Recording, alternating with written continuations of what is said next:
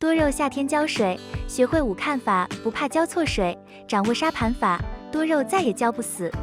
影片开始前，我想先问一个问题：多肉夏天一浇水就化水，不浇水叶片又软又黏。有同样经历的肉友，请在评论区回复1。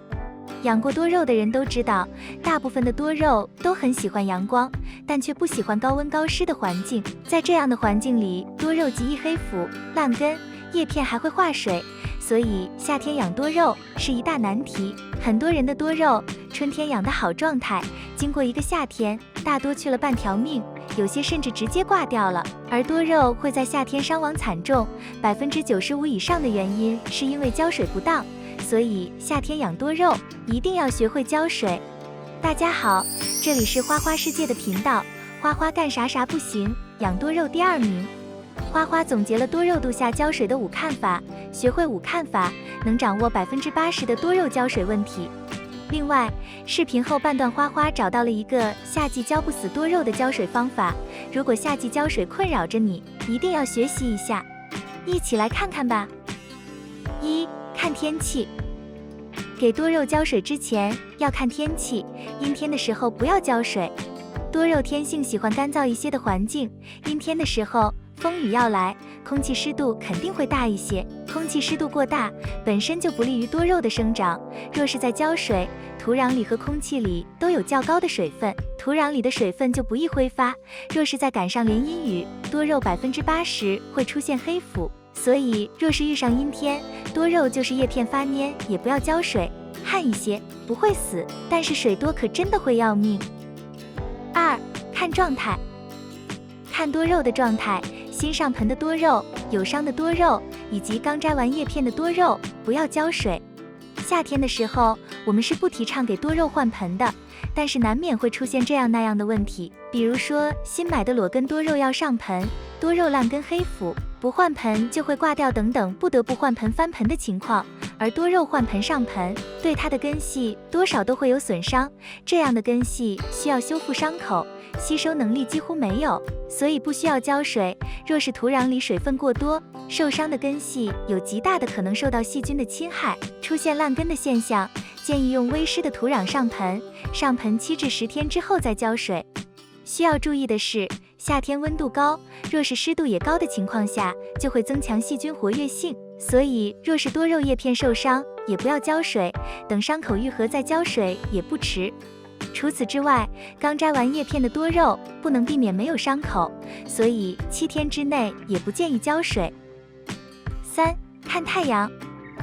浇水之前看太阳是不是落山，没有落山不要浇。夏天的光线都很强，若是在太阳之下浇水，盆内就会迅速形成一个高温高湿的蒸笼式的环境，在这样的环境里，各种病菌细菌活跃性大大增加，多肉的根系也会因为潮湿闷热呼吸不畅通，半天就能让它出现黑腐化水的现象。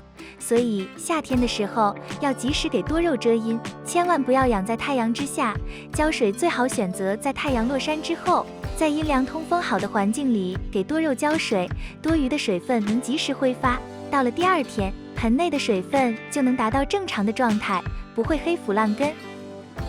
4、看通风。通风不好不要浇。夏天养多肉一定要有良好的通风，因为进入夏天之后，各地的气温都在持续升高，而且又多雨，这样高温潮湿的环境对多肉的生长极为不利。若是通风不好，再去浇水，就等于是雪上加霜，有80%的可能让多肉的根系腐烂，叶片化水。5、看叶片。叶片坚挺不浇水。夏天的时候，很多人都知道养多肉要少浇水，但是这个少的量，很多人把握不好，一看盆土发干了就想浇水，这样其实是不对的。当多肉的叶片还很坚挺的时候，说明它的体内不缺少水分，在夏天的时候不缺水就不要补水，不然它吸收不了，就会堆积在土壤里，进而造成多肉烂根、黑腐。一般是看它的叶片，当底部的叶片明显的发蔫变薄再浇水，浇水的时候可以沿着花盆的内壁小水慢浇，当底部有水流出就要停止，不要给水太多，以免积水烂根。需要注意的是，夏天要给多肉少浇水，并不是一点水不浇。很多人怕给多肉浇多了水，于是就不敢浇水了。但是多肉是对水分的需求少，并不是一点都不需要。特别是桃蛋、熊童子、白牡丹等几种常见的多肉，夏天都需要少量浇水，不然会大量消耗体内的养分。就是过了夏天，到秋天也有极大的可能因油尽灯枯而挂掉。多肉浇不死的方法，沙盘法。夏天给多肉浇水，还要记住不能一概而论，要根据各地气候、用土的比例和花盆的材质等各种因素来衡量，千万不能相信几天浇一次水的说法。今天给大家分享一个很多老花匠都在使用的多肉浇水小窍门，即沙盘浇水法。沙盘浇水法具体要如何做呢？首先，根据自家肉的多少，准备一个大托盘，再准备一些粗砂或是蛭石珍珠，消毒浸泡之后，控出多余的水分。其次，将其平铺在托盘里，加入的高度是托盘的2/3，把家里的多肉直接摆放在托盘上就可以了，不用给多肉浇水，只需要定期喷湿托盘里的基质就可以了。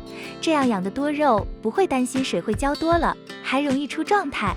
需要注意是，花友们需要把托盘放在一个散光通风好的地方，一定要保证良好的通风，不然就会形成一个高温高湿的环境，不利于多肉的生长，还会造成多肉黑腐、化水。总结，多肉浇水是多肉度夏是否成功的关键，夏天给多肉浇水一定要会看，别浇错了，不然会加大多肉烂根、黑腐和化水的风险。以上是花花的观点，不同意见请留言交流。如果喜欢花花的内容，请点赞、关注并多多转发。感谢观看，感谢粉丝的喜欢和支持，我们下期见。